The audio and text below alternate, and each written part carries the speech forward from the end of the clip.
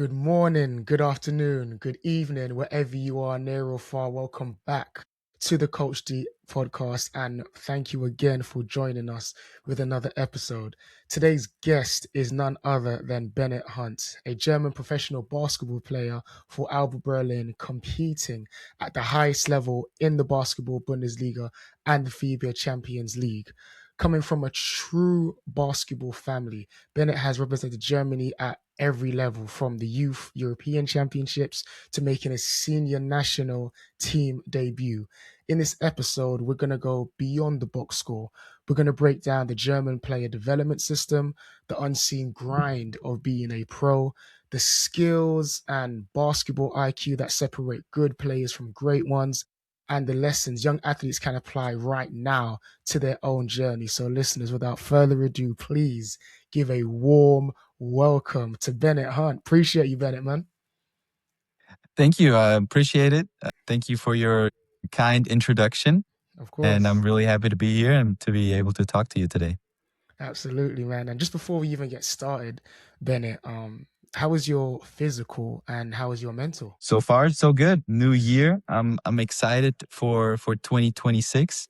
Yes. I'm feeling very, very good physically and mentally. Playing in Berlin, it's a dream come true to me because Berlin is my Yeah. hometown. Yes. So this season has been a very, very enjoyable ride so far. We got a great team, and my life's pretty good this season, Nice. and I can't complain. Good to hear, man. And just kind of starting from the beginning and, just an opportunity for the listeners to become more, or who aren't already familiar with your background. What part of your childhood do we need to understand to truly understand the player that you are today? Yeah. Well, I'm now 27 years old, born and raised in Berlin. You already mentioned it briefly. Yes. I was born into a basketball family. My Yes. parents both played basketball professionally. Hmm. My uncle and my aunt as well. And I have an older brother. He's 2 years older and he played professionally for, I think, 8, 9 years here in Germany. Hmm. So yeah, I was born into an athlete family. Right. Sports Right. always played a big part in my childhood. Obviously started playing basketball right away, and all Right. my childhood I played basketball. I tried out other sports as well, like soccer. In Ah, Germany, nice. as Yeah, a kid in Germany, you have to try out soccer. of course. Played a little bit of tennis, Tennis as well. but Nice. yeah, Nice. yeah. Tried out a couple different sports, but always stick to basketball. Hmm. Um, it was the sport that I enjoyed doing the most, and Nice. stick to it. And from early on, I had big dreams. I always dreamed of playing professionally, and I mean now I feel so thankful for now doing this for 7, 8 years professionally, It's making my money incredible. with it, Yeah, and it's there's tough days and there's for there's sure. good days, but I always feel very thankful to be able to do that. Right. And just you just mentioned it there, like you grew up in a basketball family. And I'm always curious, when a young athlete is growing up in that type of environment, what's that's like? And especially for yourself, Bennett, both parents played professionally and your brother is also a pro. So how did that environment shape your relationship with the game early on, would you say? Yeah, I right away from early on, I felt a deep connection to the game because Mm, it was the love of my parents and the passion of my brother, and just within the family. Basketball was always a part of our daily lives mm. because we had in the backyard, we have a little court, we had a hoop. Nice, nice. There was plenty of basketballs laying around in the house, and it was just, we would, at dinner, around lunch, whatever we would talk about, basketball would always be part of the conversation. So Mm, from early on, there was a deep connection to it. And, I was really fortunate to grow up in a family where basketball was just, a sport we all enjoyed. And I never felt much pressure, coming from my parents or something, just Okay, because that's they good. played basketball that I Yeah, had to play basketball. It was just, they were just 100% supportive. And that's what made it special, and that what shaped my relationship to the sport as well. right. And that's why I'm still so passionate after playing now for over 20 years. Yeah. Wow, I man. still love doing it every day. Yeah, And yeah, yeah, it was just nice growing up in that kind of environment. And I have to yeah. thank my family, especially my dad, for, making sure that if I wanted to go into the gym to play basketball, he made it happen, Nice, or nice. if I, on an extra off day, I don't know, I wanted to get up some shots, he would go out to the street court or to a different gym to rebound for me. Wow, that's big.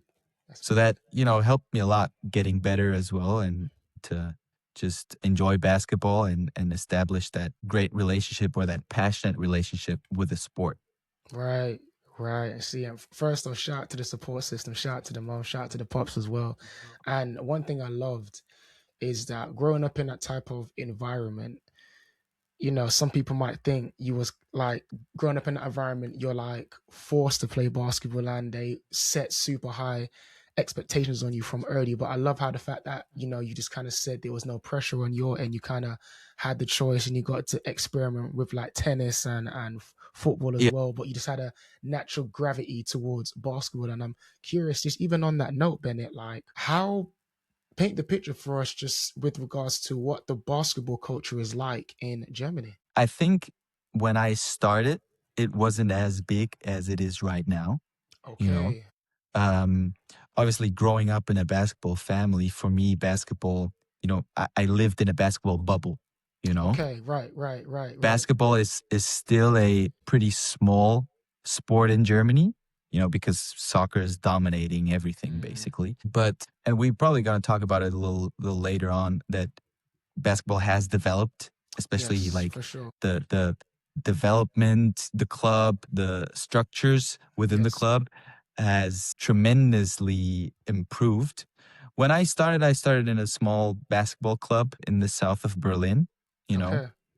with, I think, practice once a week, and then a little later on 2 times a week, 3 times a week. And it was just it was small gyms, nothing crazy, nothing special. Yeah. But since I had the support system of my family, um, they would always make sure that if I needed more, if I wanted to train more, if I wanted to get some extra work in, or go to another gym or something, Yeah.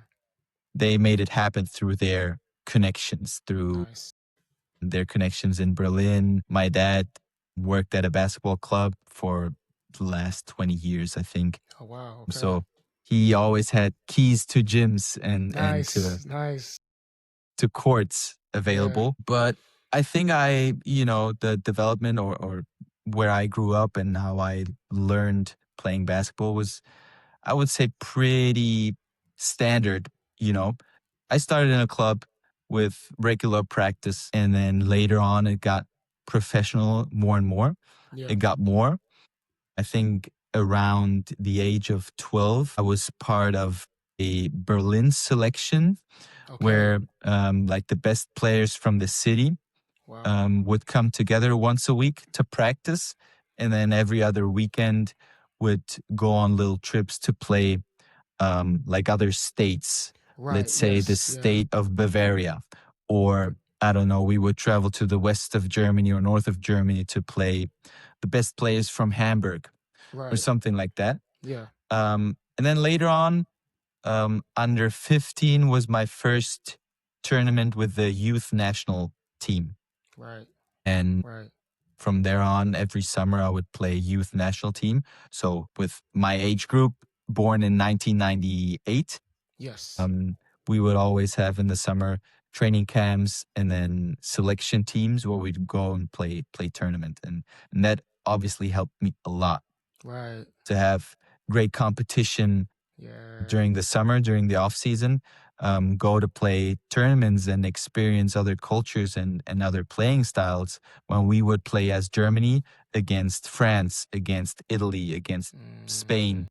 yeah. Um, and I did that, played European championships, under 15, under 16, under 18, under 20.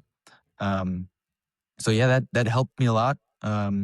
Also, what shaped my development was a year abroad in the States. After as a high school junior, I was 16 years old. I Right. went to a American high school for one season, for a school year, Okay. to play basketball there. Yeah. I lived with a host family, so also not only basketball wise, but Yeah. also, you know, character wise, experience wise. It helped me a lot to become the person I am right now because experience another culture Yeah. at a young age was really helpful. Right. Yeah, and then I continued playing in the youth academy for Alba Berlin when I was 17, 18, 19. Hmm. And at that stage, playing in the youth academy of Alba Berlin, it was very, very professional. We Love had that. great a great environment, great structures, great facilities. We worked together with, on the court and then also in the gym with strength and conditioning Right. trainers. We would start getting to know about nutrition, about how to behave as a professional. Wow. And that's where my professional career started then, Right. at the age of 19. Right. And see, this is like something we're gonna speak about with regards to your German player pathway. And but before we speak about that, I feel like Bennett, no matter what sport you play, whether it's you're in the park playing football, you nutmeg someone, then you score top bins, or you're playing basketball and you make that step back, 5, 4, 3, and then you make it. Like there's that moment where you feel like you belong to basketball, basketball belongs to you. So for yourself, Bennett, when was that moment for you when you realized that you was nice at basketball? Oof, that's a good question. I think I always had the dream and I always believed I could make it, but I think, you always dream of making it, but I think it was my first professional year as a pro, as Oh, a basketball player, so much where later. where Okay. where I would really experience the level of the Bundesliga, Yeah. where I would, be in the game, play 20, 30 minutes, score points, do assists and stuff. And then I realized, okay, I can play at this level, Right. because it's always like when you're in the youth, of course, you gain confidence with all your accomplishments and Right. with being in the youth national team and in the selective teams or whatever. But there's still that one more step missing to the pros, Yes. because Yeah. there's so many youth guys or young guys that are good, but then not make it at the end, you know? Right. And I think I realized that I can play at that level when I was there. Okay. But it's a good question. I mean, I always knew that I was pretty talented with the ball, and that I had a good feeling for the game, good skills. But, there was always this one thing that would make me doubt if I could really make it. And it was my size. I'm Okay. Yes. Yeah. 1 meter 80. That's what in feet, it's like 5'11", Yep. 5'10", Yes. Yeah. 5'10". So it was always like, and I don't have the longest arms. I can't jump the highest. Hmm. I can't dunk, for example. So it was always the question, okay, it's good enough to be an outstanding player throughout the youth, but Yes. is it good enough to make that last final step to the pro level? Um, so yeah, I was never dismotivated by it, or discouraged. Right. Um, I would always have it in my mind. and as a goal, as a dream to become a pro. But I think until I reached that level, I was still like, hey, I'm not there yet. I'm still on Yeah. the path to it. Right. So yeah, but it's an interesting question to ask. At one Yes. point, you really realize that, like, okay, hey, I can do it. I'm nice Yeah. at it. Right. And this is one thing I'm learning, to be honest, with doing this podcast. You really learn the different structures and the player pathways, and how developed, or in some cases underdeveloped, certain countries or regions are. And one thing just I love about the European system, and I feel like the US can learn from it, and even some of the neighboring European countries like in the UK and London, the player pathway, especially in Germany. So can you kind of break down the German basketball development pathway from the youth level to playing professionally, like for listeners who might not understand how it works? Yeah, yeah. I think we're doing a pretty good job at the moment in Germany when it comes to player development and when it comes to establishing good structures. It's different to the States, for example. Here, there's a strict, it's not combined school and basketball or sports. You know, Yeah. here in Germany and pretty much all over in Europe, it's sports clubs. Yes. So you go to school and then in the afternoon you go to your club Right. and it's not really connected.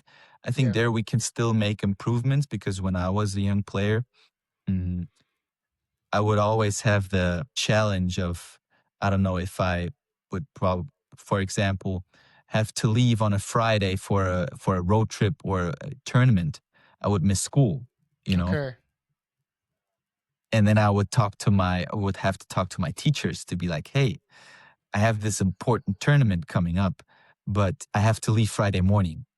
I would Hmm. have to miss class. Yeah. Fortunately, I always had teachers that would say, "Okay, we understand and you can leave." Obviously, you have to make up all the Right. the Yeah. missed You gotta catch up. Yeah. classes and Right. and be sharp, do the homework and stuff. It always worked out, but it was always a challenge. Mm. So I think it's a good structure to have clubs that really focus on sports and like basketball clubs, but the collaboration between school and sports clubs could be improved, let's say it like that. Mm.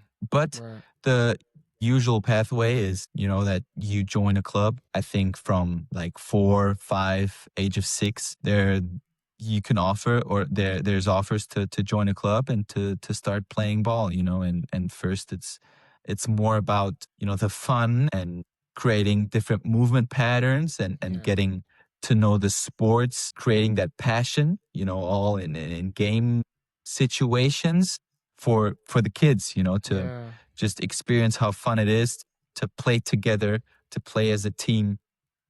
And then how I mentioned it, when you get to the age 11, 12, it starts to get a little more competitive.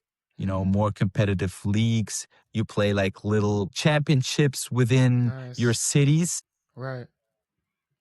and you there's going to be more, like there's going to be little tournaments where they scout a little bit the youth players in Berlin, and then they try to make like selections, and Okay. not only in Berlin but like in all the other parts of Germany, in the states, like in Bavaria or wherever.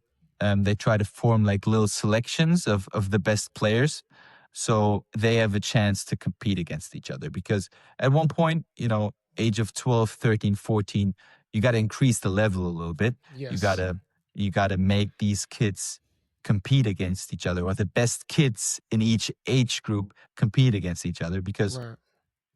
if you always stay at your local club at the age of 12, 13, 14, the competition isn't that high anymore, Hmm. and you need to start competing against other players. Right. And then in the teenage years, we have basically two big leagues. It's called the JBBL and the NBBL. The JBBL is an under 16 league, so for 14, 15, 16 year Okay. olds. It's Germany wide, and there's like a real national championship going on, and group stages, and then playoffs, and then like a big final four. Mm-hmm. And then you have the the under 19 league for 19-year-olds, 18-year-olds, 17-year-olds, like the second or the highest youth league basically in Germany, also German wide, Right. where the level is pretty high, and you have all the youth academies from the pro clubs, Okay. like the Alba Berlin Youth Academy, Yes. the the Bayern Munich Youth Academy, the Youth Academy from Ulm, from Oldenburg, from Hamburg, competing against each other. And that's basically where what everything leads to. You have all these little local clubs at the beginning where the kids start to play, start to enjoy the sport, create passion for the sport. Mm. And then the better they get, the sooner or the better they get, they at some point will join these selections of the cities, and then later on probably go to one of the bigger youth academies where they can play at the JBBL level or the NBBL level, the Right. youth leagues that are German wide, where they can develop the best. Um, Okay. and then for the players that are on the verge of becoming pro, what teams like Alba Berlin, like Bayern Munich do is they let those 17, 18, 19-year-olds practice with the pro clubs, with the pro teams Nice. Nice. to get the experience from the pro environment and the pro level.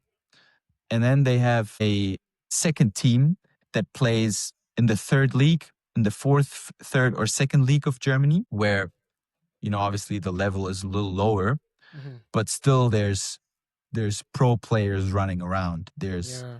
There's grown men running around with big bodies, with Right. physicality. And so what they do, and this is how I did it as well when I was 18 years old, I would practice with a pro team, Wow. not get much playing time there because I was Right. still too young and Of still learning. course. And then playing in the second team in a lower division, third division, for example, where I would get a lot of playing time, where I could experience the adult level of basketball, Right. but where the level was, where I could compete actually, but would Nice. have to adjust to the new physicality. Right. That's basically the structure here in Germany. Right. And what has been improving the past years is just the quality of coaches, the Yes. amount of coaches, and the quality of the facilities, Right. that the youth players actually start with like 14, 15, 16 to lift, to do some exercises in the weight room, which is really important. But 10, 15 years ago just wasn't possible because basketball clubs didn't have access to gyms, to weight rooms, Right. or didn't have the money to afford it.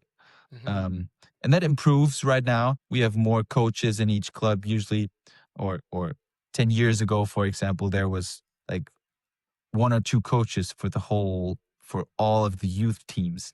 And Wow. now we have one coach, two coaches for each team. We have like a youth coordinator that does everything. Right. So I think structural wise, we're on a good path. It's still a small bubble here in Germany, of course, Right. and Germany is still a soccer country, you Yes. know. Yeah. Yeah. But I think, and it shows in our national team how we've played. I mean, we're reigning world champions and Yeah. True. European champions. Yes. That we've been doing something right in the past 5, 10 years. Right.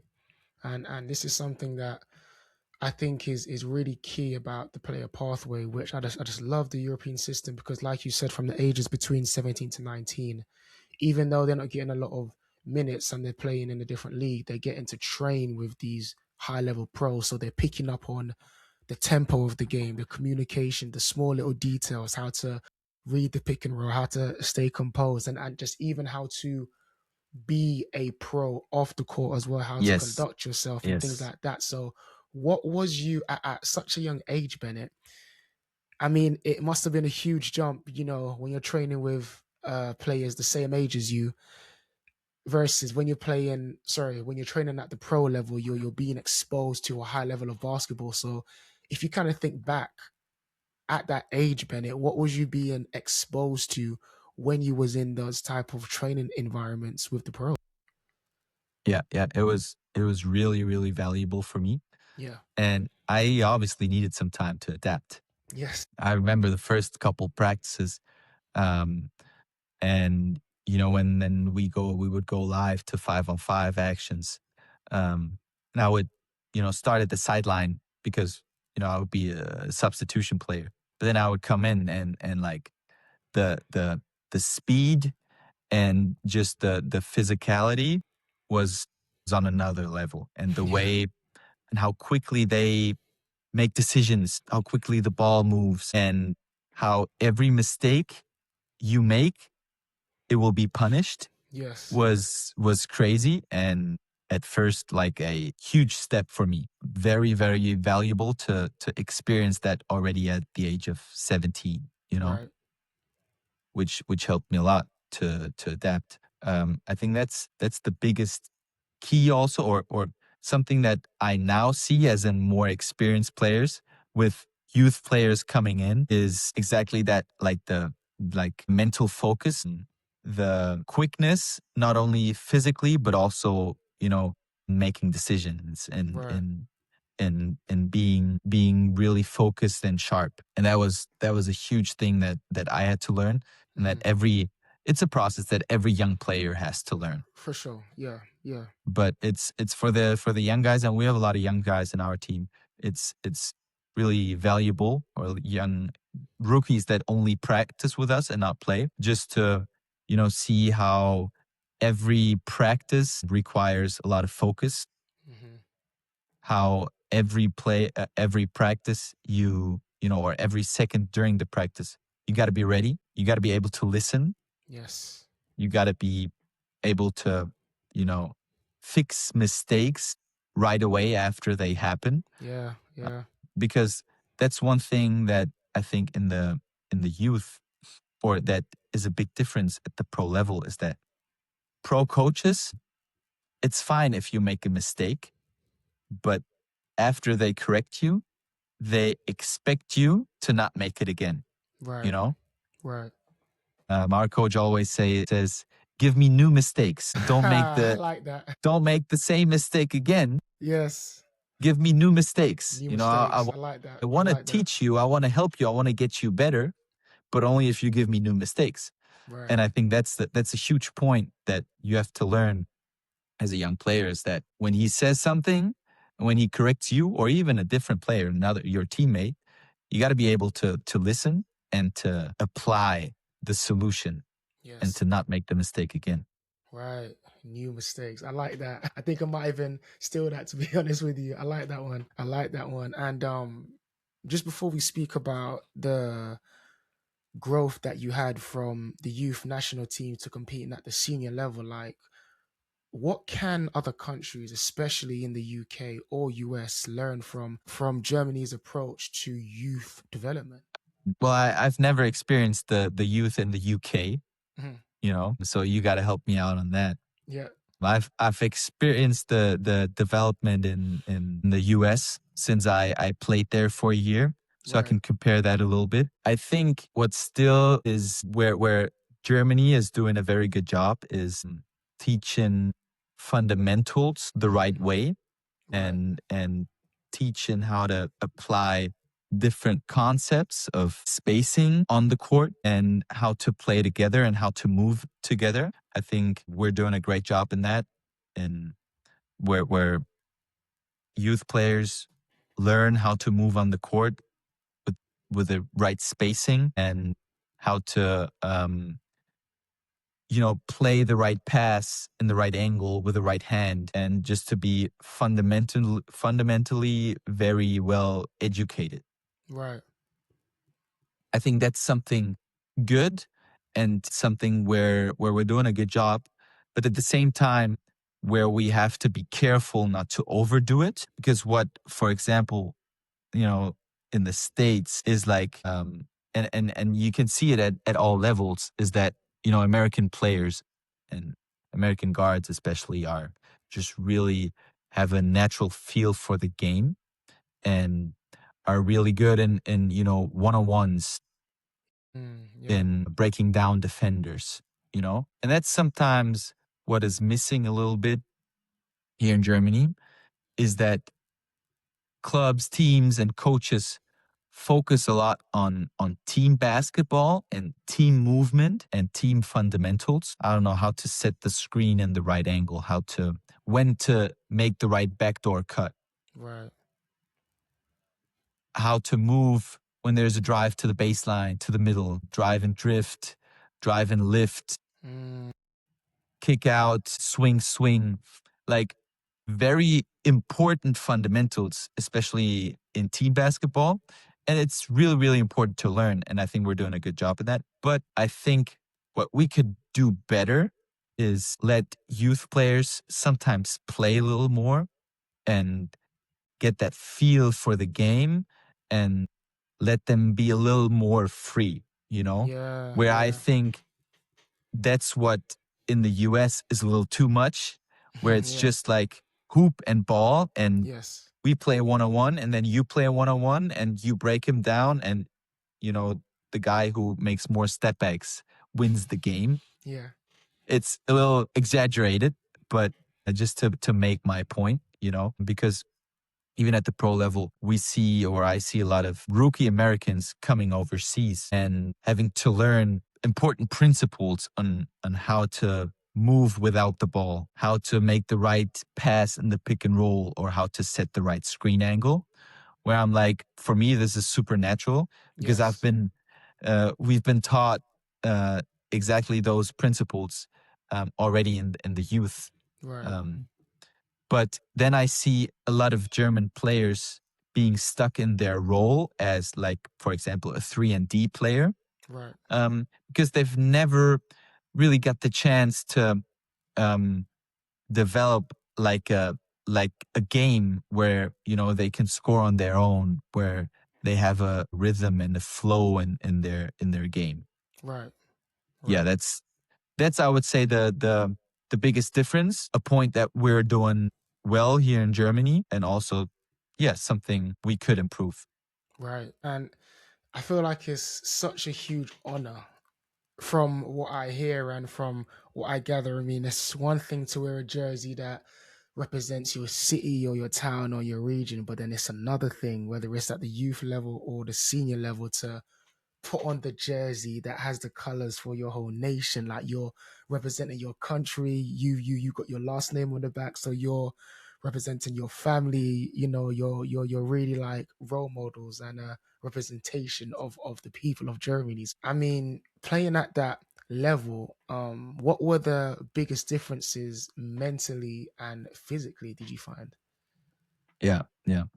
Um, yeah, it's something really, really special, and you just described it. It's always I'm always so grateful for being able to play the sport and Yeah. to do it professionally. And every time I'm playing a BBL game, I'm telling myself, "Hey, this is this is something special, and enjoy this right now." Yeah. Because Yeah. at some point it ends, this dream Yes. that True. I'm living right now. Yeah. But then playing for your nation, playing for the national team is another level up, from there. Because Yeah.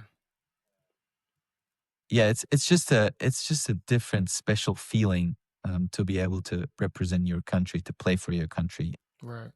and to be able to do something even less people will do, and even more people wish to do.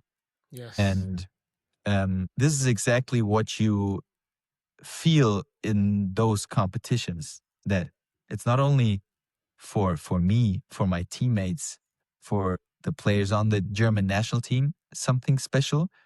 It's also for the other nations' players, Yeah, something exactly. really, really special. And True. that's why the intensity on the court and the importance of every game, of every minute of the game, feels you know, much higher than in, other leagues, other professional leagues, or other in club teams. Yeah. Yeah. Every player feels so honored to represent his country. Is that those are like the last 5 or 2% 2% more adrenaline, Yes. Yeah. 2% more motivation, 2% more pride Yeah. that comes Yeah. out of your body is that, every player fights to the last position, fights Right. for every ball. I mean, tactically wise, we're doing the same. Yeah. We're Yeah. we're running different plays, we're applying different principles, we're having different defensive strategies. It's Right. still basketball, but the atmosphere is and the intensity is just a little different. Just you feel the pride Yeah. and the honor to play for your country in every play. Right. And I think the beauty about basketball that I've seen and having conversations like this really open up the eyes to the fans and just it gets them to understand on a deeper level truly what it means to be a pro beyond the game winning step back three or the and one or that steal that led to the game. Like they really get to see the unseen grind of being a pro. So from your perspective, Bennett, what sacrifices do fans and young players underestimate about the professional lifestyle? Yeah, yeah. It's a great question because there's a lot of people asking me, "Oh, so what's it like being a pro? And this must be nice, no? Just playing a little bit of basketball and making money with it." And I completely agree. It is nice. Yeah. And looking at it from a bigger perspective, I can do what I love and I get paid for it. And I'm basically playing a game where I try to put a ball into a hoop. Yeah. Yeah. So breaking it down like that, it is pretty nice. And we, I think professional athletes, they they gotta be thankful for that every day. Yeah. But there's certain sacrifices that comes with it. And it's not just, when people ask me, so how does your day to day look? And I'm like, yeah, in the morning I practice, 2, 3 hours. Then in the evening, we got another session of 2 hours or something. And then they're like, oh, so that's just 4 hours a day. That's 5 hours a day. That's pretty nice. No, that's what do you do the rest of the day? And then I'm always like, okay, hold on, hold on. So, Right. Right. um, so when we practice at 10 in the morning, I'm in the gym at like 8:45 Talk about it. latest, There we you go. know. Yeah. Um, After practice, we're taking extra shots. We're stretching. We're having treatments. Before practice, we're having individual practice. We're doing video sessions as a team or individually. Then when I go home, I got to take care of my diet. Yes. I got to take care of my habits, of my routines. I can't go home Right. and sit on the couch for 5 hours because when I get up, my body will hurt. I got Right. to make Yeah. sure I move well enough. I keep my blood flow going. I got to take care of my sleeping habits. Right. Of my sleep. That's super super important. Sleep and nutrition are like the foundations of So true. performance. So true. You know, um, I can't just say on the Friday night, "Hey, let's go to a bar, let's go out a little bit," because Yeah. usually we have the weekends where everybody else takes off, and does whatever he wants. The weekends is where we have to perform and where we, travel and stuff. So it's more than just a 4 hour, 5 hour practice training job. Um, it's a job 24/7. Right. I'm Right. not saying Exactly. that this job is harder than other, you know. I think we can be very, very thankful for, playing basketball and getting paid for it. Yeah. But there's much more to it, especially on a pro level, because we can all score and we can all dribble and defend at the Yeah. pro level. Yeah. But in order to be successful at the pro level, or to win games, to win championships, or to go to the playoffs, it just there's tiny differences Yes. that Yeah. Yeah. that decide if you're gonna have a successful season or not. Right. And not only the physical part, also the mental part was Mm. is something can't be underestimated. um You don't leave your job or practice and then you go home and you're not thinking about it. Sure. You don't play a game and then, I think the majority of the athletes, they can't sleep after the game. For me, Yeah. if we play a late game at like 8 at night, 8:30, Yeah. I won't be able to close my eyes until 3 or 4 in the morning. It's Right. just natural because your body Yeah. until It's like pumped up. 11 It's o'clock is full of adrenaline, yes, exactly.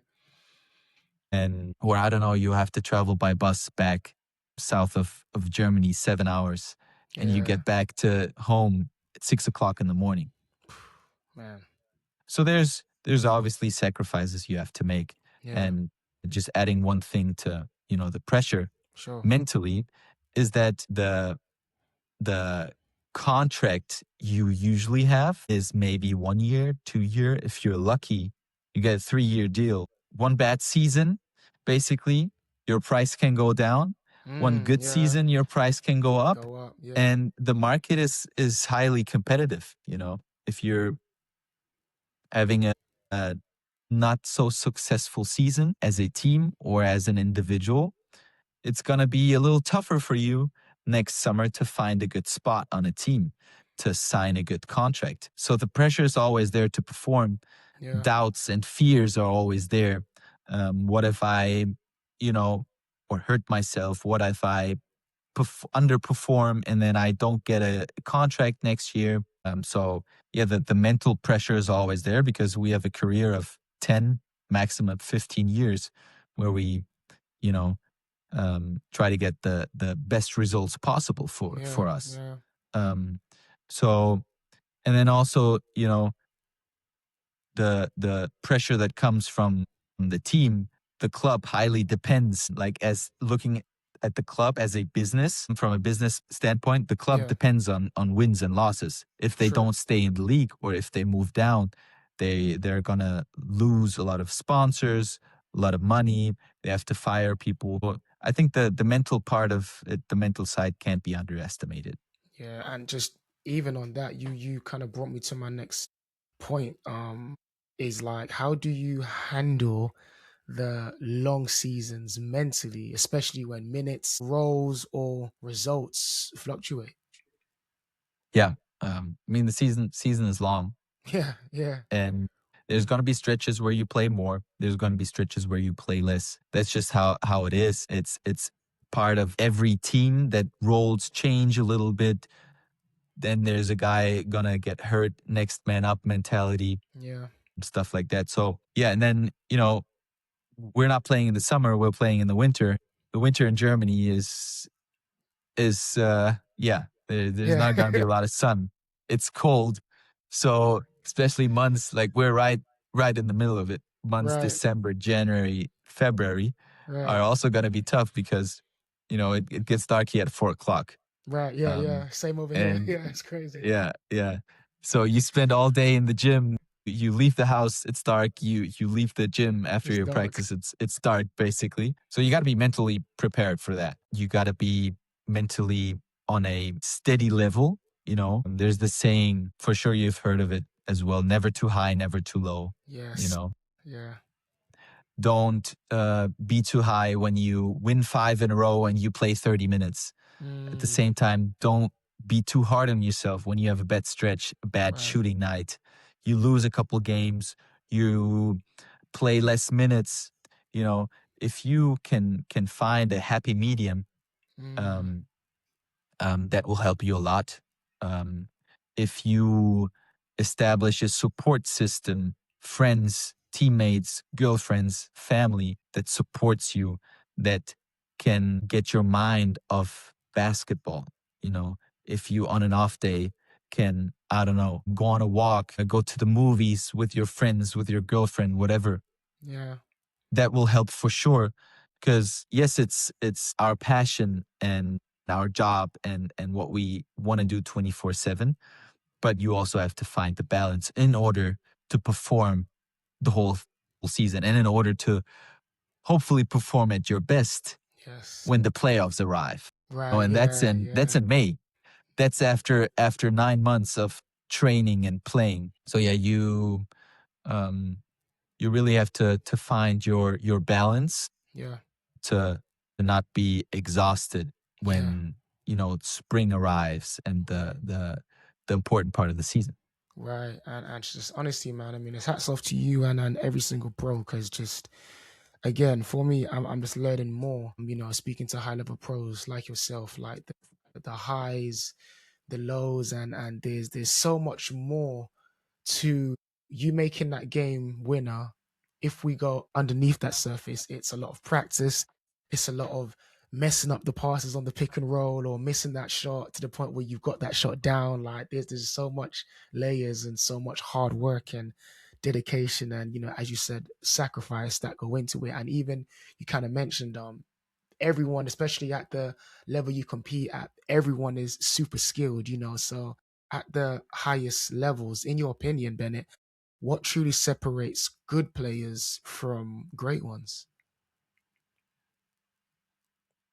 I think what separates good players from great ones is the extra work they put in, not only on the court, but also off the court. And what I mean by that is, the really, truly great players, they show up every day and they stick to their routines. They take care of their body. They're doing their lifts. They're taking extra shots Yeah.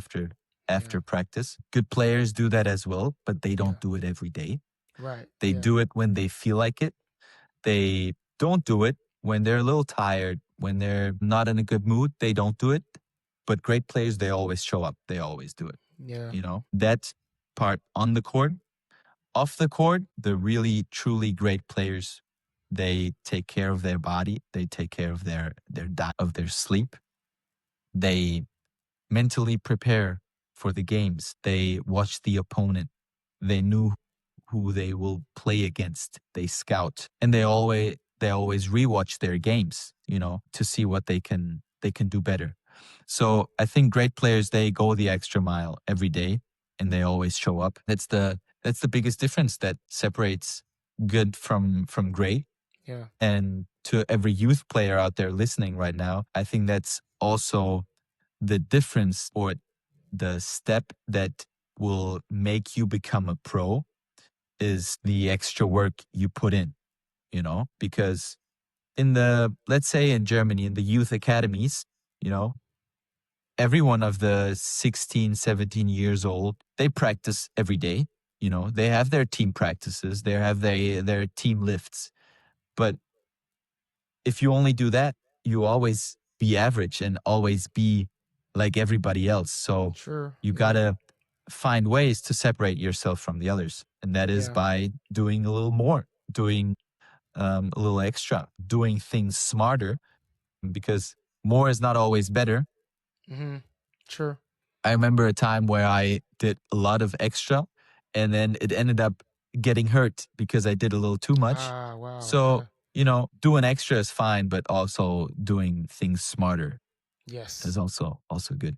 But I yeah, I agree. think that's the biggest key and the biggest separator at the end of the day. Yeah. And yeah, the last shot, the game winner you make, it's because of the 1,000 reps you did um, Here we go. in the empty gym. Yes, exactly. Exactly. It sounds cliche, but it is true at the end of the day. Yeah. No, it's true. And you just mentioned something there which I think is so key. And I feel like more and more players are starting to do it, but it's I still feel like it's slept on, or I don't think young athletes understand the importance of it in the long run, amongst other things as well. Like, in your opinion, Bennett, like how important is decision making and reading the game compared to just raw athleticism?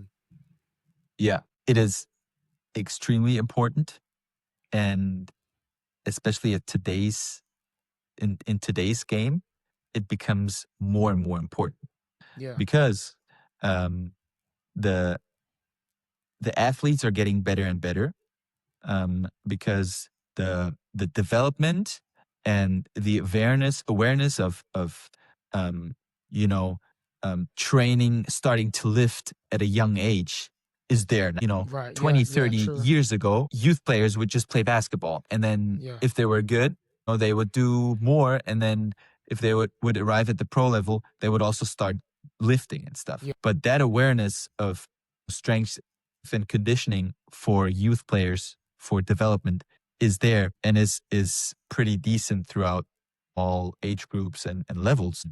So what makes the difference then? It's the decision making, you know, and that can be learned. You know, athleticism as well as can be trained, but is genetically limited. You know, Yeah, yeah, I can train all day long, or yeah. I could have the best program. I would never be able to jump like, I don't know, LeBron. You know, Yeah, yeah. that's just not possible. Right. But playing IQ, decision making is something that can be learned and is something that can be trained really well. Yeah. And that you can also train by yourself when you watch games. Watching a lot of games is, I think, very, very important. And I think helped me in my development as well. Because Okay. since I grew up in a basketball in a basketball family, we would always watch games if we would be at home on a Sunday afternoon, Saturday Nice. night or something. And there would be some games on TV. Love it. Or during the week when there's EuroLeague games, Tuesday, Thursday, Friday, Wednesday, whatever. While having dinner, I don't know. I would always watch EuroLeague games. Nice. And by just watching games, you naturally pick up things, Yeah. learn things, see new things, and establish a feel for the game. That's just one example. Yeah. But yeah, I completely agree with you. And basketball IQ decision making is a huge part in basketball, and it's something really, really important that you have to train by, you know, watching games, by doing like decision making games in practices, Mm-hmm. um, Yeah. like small sided games, for example, as a warm up, as you know, and then at the end also just playing. Right. Um, and Right. when you're a pro already, that doesn't stop. Um, Yeah. when you're during the season, you can always learn from watching your own games, True. um, from watching your own plays, your own mistakes. Um, but yeah, that's a big part of the game, and something that you can really differentiate yourself. Yeah. Right. And it's funny because I was listening to this debate and they were saying like what makes a great player, and one player brought up James Harden and Trey Young. They were like, "Oh, I can't stand those guys, man. All they do is just draw fouls and they go to the free throw line." But the guy's like, "No, but that's actually smart because if he knows the rules of the game and he knows as soon as you reach and I go up, now I'm going to the free throw line, which is a high percentage shot for me. That's playing smart." But then to the other, he was like, "No, man, because then the game's just boring. I don't come to watch a game just to watch free throws." So I get one perspective was like the fan perspective, the entertainment, but the other perspective was kind of no, that's actually smart. That's actually a pretty good basketball IQ. So for yourself, when you hear the word basketball IQ, Bennett, I mean, we spoke about it earlier in the pod, your player pathway, you've been training with pros from a young age, you've been exposed to coaches and locker rooms of certain high level habits. To you, Bennett, how do you personally define basketball IQ? Basketball IQ is obviously a big thing, you know, Yeah. and we could talk for another hour now about basketball IQ. But yeah, it's something you mentioned with Trey Young and James Harden is playing the game smart and playing the game from an inside perspective and not from the fan perspective. You know, Hmm. if it's drawing fouls, that's really smart. That's part of basketball IQ. Right. That makes the game maybe boring for the fans. Okay, yeah, but that's the fan perspective. Right. Also, basketball IQ for me is adjusting during the game, you know, Okay. noticing things on the court during the game. For example, you go into the game with a game plan. You know that this team is, defending the pick and roll in a certain way. But during the game, you notice something and you can right away adjust to it. You know, that's for me basketball. Like adjust your game plan, for example, to notice something in the game, to notice what works, what doesn't work, and to to apply a different solution. Basketball IQ is for me like playing chess, you I know, love that. Yeah, yeah, um, to be always one step ahead, or to think, not to be always one step ahead, but to think a step ahead. You know, yeah, if I do that, what happens then? Um, to um, learn on the go, to remember, okay, this didn't work the last offense. Okay, maybe we try something else now. So yeah, it's a big topic and it's super wide. But yeah, it's I think basketball IQ is also a lot connected to the vision you have and to what you see on the court. You yeah, know, yeah. being able to play with the ball, without the ball, just seeing what happens out there and not having that tunnel vision and just focusing on one thing. Right, right. And just the final two topics before we wrap up with the Beyond the Game segment, which I'm super intrigued to get your mind on that as we come towards the end.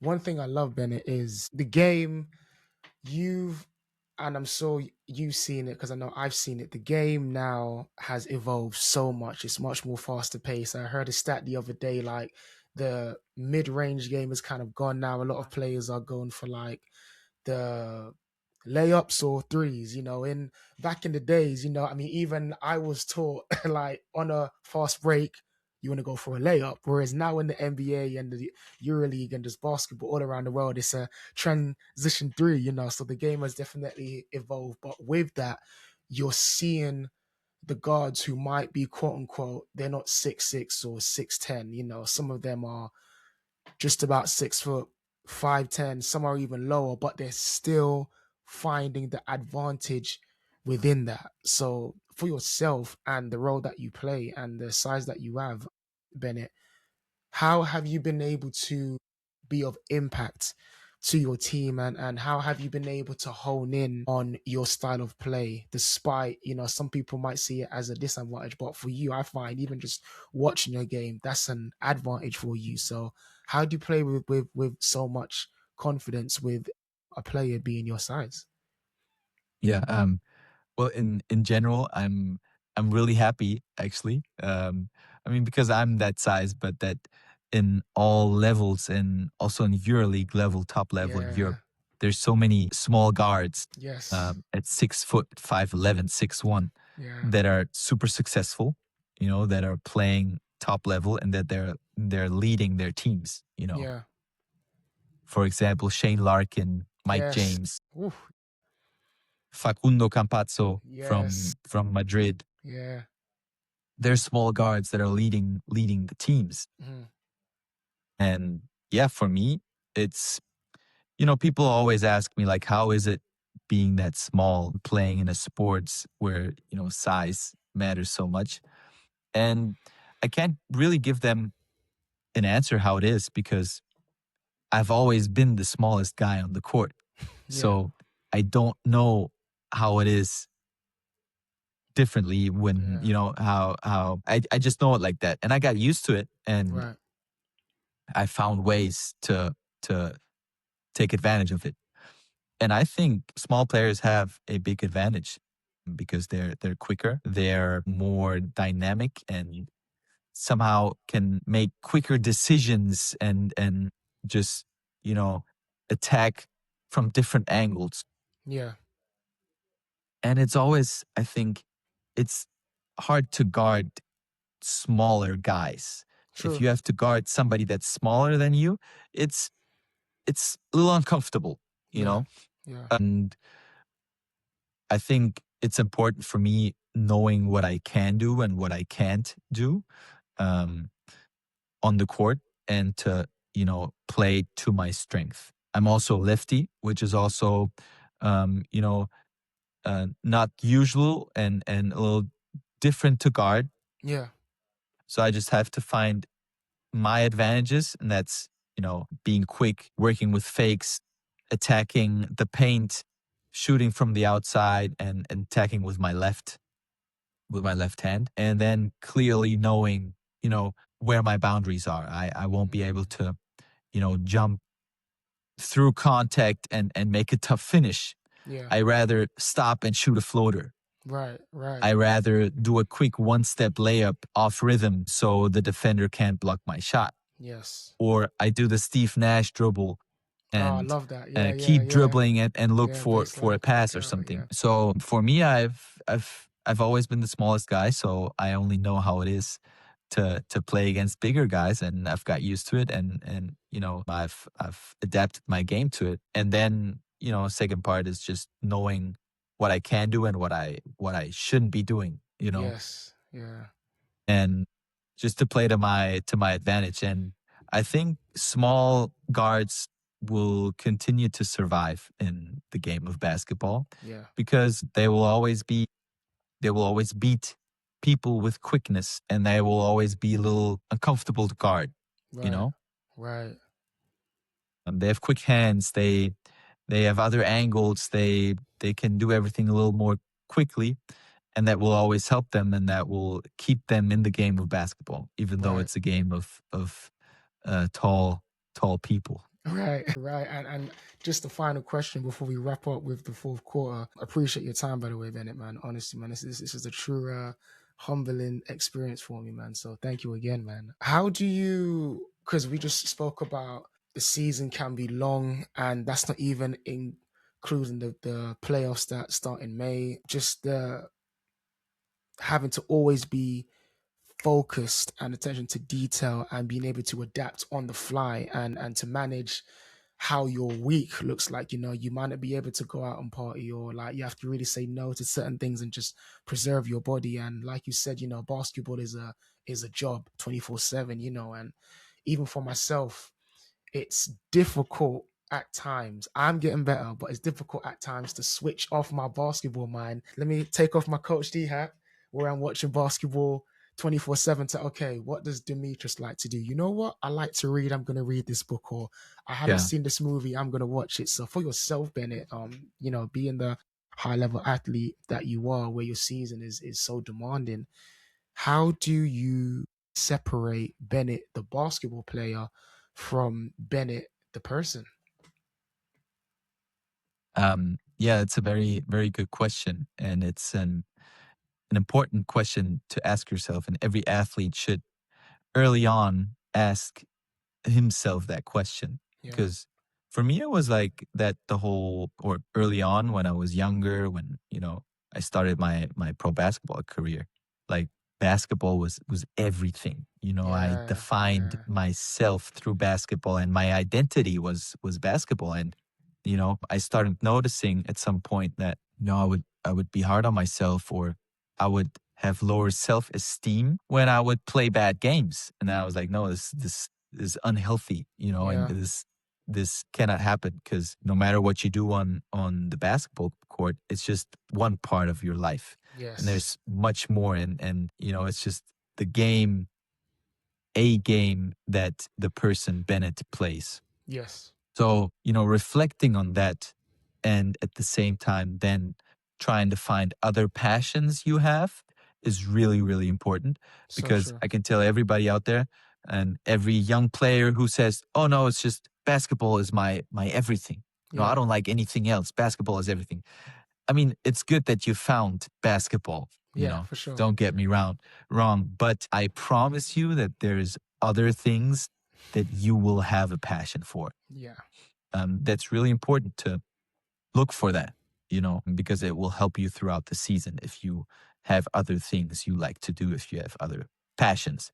If Right. it's reading, if it's, studying a different topic, if it's cooking, for example, Mm. if it's other things, other passions, other relationships and connections with other people, even if it's joining a different community in your city or whatever, Yeah. something that has nothing to do with basketball, and that you start developing a passion as well. For me, I started that when I became a pro player, to look into other stuff that I am passionate about, that I like to do on off days, after a practice, after games, and because that's really important, and Yeah. that will help you later than on the court, because you don't attach basketball to your identity that much. Yes. Yes. And that's really, really important. And that will make you handle pressure better. that will make you handle bad stretches in your career better and even the good stretches, you know. Right. True. So that's an important aspect that every player, every pro player, youth player has to figure out for himself. Right. Right. And just as we wrap up with the fourth quarter of the podcast, beyond the game segment, and I'm super intrigued, Bennett, to get your mind on this one. This first question I would love to ask you. Now, this could go the basketball route or life or both. It's really whichever side kind of calls to you first, so to speak. So, the first question I want to ask you, Bennett, is what would you say is a skill that is taught by many but only mastered by a few? The skill to listen. Okay. And I see it in basketball, and it applies to school, it applies to life, it applies to relationships. Yeah. Everybody listens, everybody, but only a few really listen, you know? In basketball, it's, you know, the coach telling you something and the day after you forgot about it and you do the same mistake. Or the coach explaining you a play and then you run it wrong, you know? That would be something. In life, it would be your partner telling you something important Yeah. and you listen, but you don't remember. Hmm. And I always say that there's a reason why we have two ears and just one mouth, is that we can always learn when we listen. Yeah. But yeah, everybody listens, only a few really master it. True. I love that. I love that. Next one I've got for you. What is something failure taught you that success couldn't? Uh, Good one. Good one. Oh, I got to think about that a little Yeah, bit. no, please, It's a please, good please do. question. It's a good Please question. do. Yeah. Please do. Please What is do. something that failure taught me that success didn't or doesn't? I think when you fail, you reflect more. You know, when you fail, you really dig deeper into what happened or what you Yeah. can improve, you know. And when you succeed, you think less about it and you maybe learn less about it, you know. You tend to just go with it. So if I narrow it down to one thing that failure taught me is, I think that failure is never an end from something. It's more a beginning of something new Ooh. or something, a new Yeah. path, I like you that. know, Yeah. Yeah. because you can take so much from failure.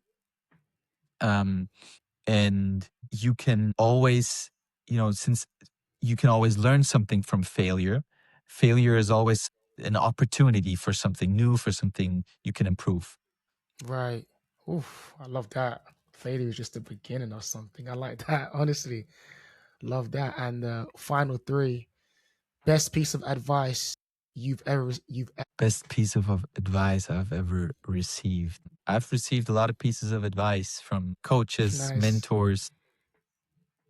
Yeah. The best piece of advice I would say is, I would go with what I just said, is that, Yeah. you know, yeah, it's a little, I say it a little different. When you speak, you only repeat what you already know, but when you listen, you can actually learn something new. And I really like that saying or that piece of advice because it is true. People like to talk. They like to talk about themselves. Yeah. They like to talk about what they know.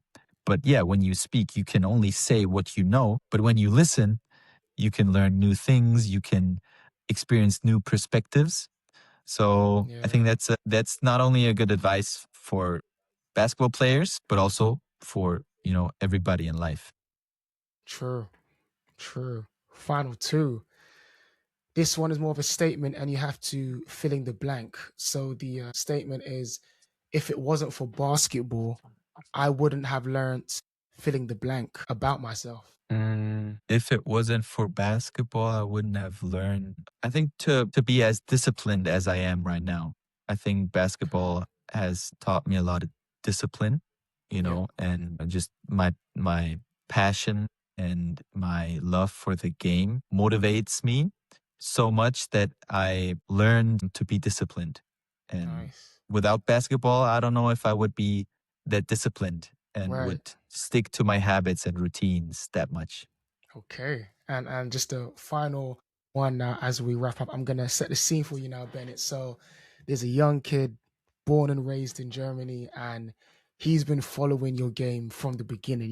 He's been following you from the youth nationals all the way to the senior. He's got your Alba Berlin jersey. He shows up to every single game, and he's just found out, he's scrolling on his phone and he's found out, wait, Bennett has dropped a book? Bet. So as soon as he finishes practice, he's sprinting to the library. He goes to the library and, where can I get the latest book by Bennett Hunt?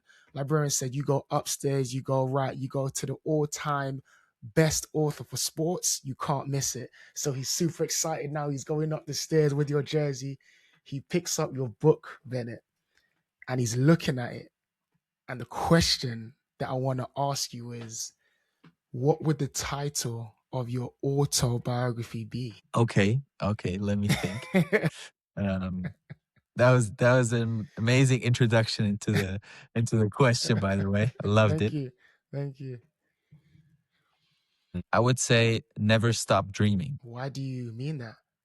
because it was from very early on in my life a dream to become a pro basketball player. And I think starting, it was far away, but I always dreamed about it. I always had it in the back of my mind, or not even back of my mind, in my mind. It motivated me. It guided me throughout my youth. It made sacrifices easier because I always had that dream. And even now, I continue to have dreams, and I think that's a big part of growing and keep working, that when you have dreams and goals in every stage of life, Mm, it will help you grow and become a better person, a better player, or um, a better person in whatever field you are in, you right. know? Right. So, especially for a young kid that is a big fan, I think that's a good title for a book that can encourage him to follow his dreams, Yes. to dream a lot, and to make dreams come true, or his Yeah. dreams come true. Right, man. That's just a great way to end it, to be honest, man. I mean, honestly, I want to thank you again, Bennett, for your time, man. It's much appreciated. To the listeners who are tuning in, we appreciate you as well. I mean, so many gems that you can take away and apply immediately to not just the beauty about this episode that I found was, it's not just takeaways as a basketball player, how to read the game, how to be a professional, the unseen grind, the importance of family, and how much, a support system matters. It's also the life lessons, how to really listen so that you learn something new and you gain a new perspective, so there's just been so many takeaways that I myself am going away a better person, and I know for the listeners as well. So this is myself, Coach D, and the man himself, who we are going to be supporting. And don't worry, listeners, I'll be adding all of his socials to the description of this episode. But this is the man himself, Bennett Hunt, signing out. Appreciate you, Bennett, man. Thanks to you too. I really enjoyed this podcast and talking to you. I really had a great time. Thank you so much. Thank you.